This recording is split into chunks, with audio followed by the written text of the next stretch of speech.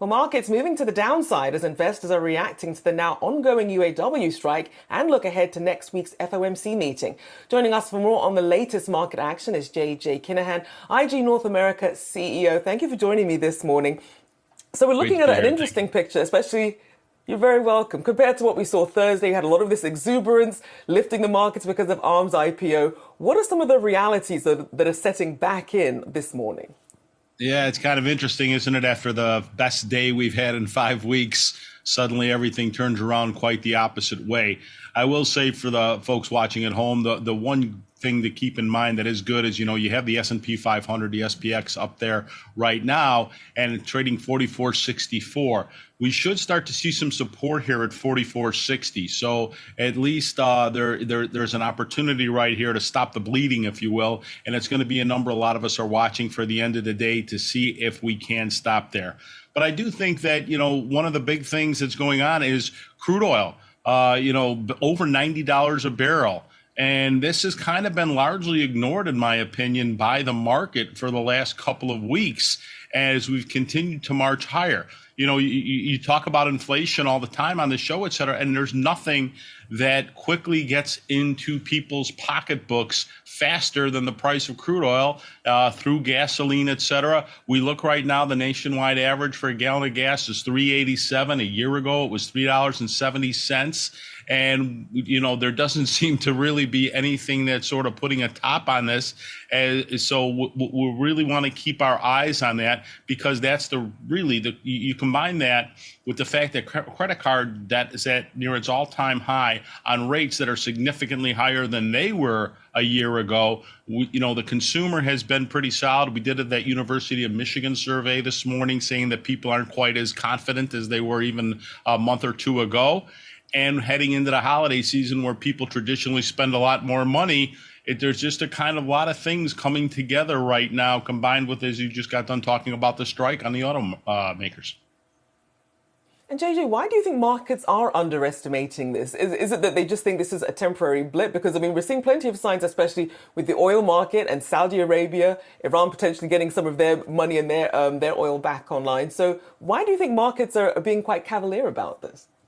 Well, I think part of it being because, let's face it, the employment at the end of the day is really one of the things that's helped significantly. The employment numbers have been pretty good overall. We had a lot of layoffs 6-9 months ago, and they don't seem to have really trickled through the economy, I think, in a way that many of us thought that they might.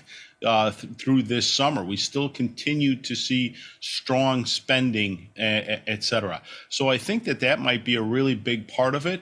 I think the other thing that people are starting to pay attention to is, the Magnificent Seven or Elite Eight or however many of those NASDAQ stocks you want to say that have really sort of outperformed the market. Those stocks have been strong. Now, one of the other things that we didn't just talk about that I think is something people have to keep on the radar is the fact that the dollar has been incredibly strong overall.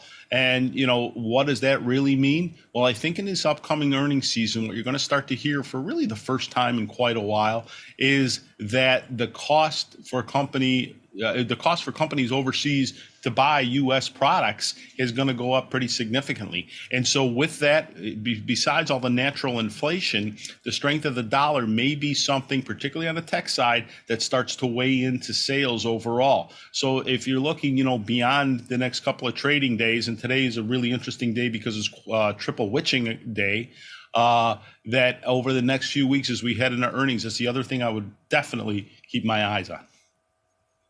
And JJ, also want to bring in the China angle here. Obviously, a lot of multinational companies have exposure to China, to their labor force, to their manufacturing as well. Been getting some sort of mixed data out of China as to how the economy is faring. What is your take on how investors should be viewing China and its impact on U.S. markets, being some of the data that we've recently now seen? Yeah, obviously you have to fully pay attention to China again, particularly back to you think about chip makers, et cetera. But one of the interesting things to me is you look at some of they had some decent numbers this morning out of China. But one of the interesting things to me about what's going on there overall is some of the government actions recently, trying to cut back rates, trying to, get people more fully employed, if you will. So they are an economy that's a little bit on the brink. I shouldn't say on the brink, they're not going away, but they are an economy that is certainly struggling at the moment. And the government is doing everything they can, so it seems, to get everything back online, to get people going again, to get that economy going again.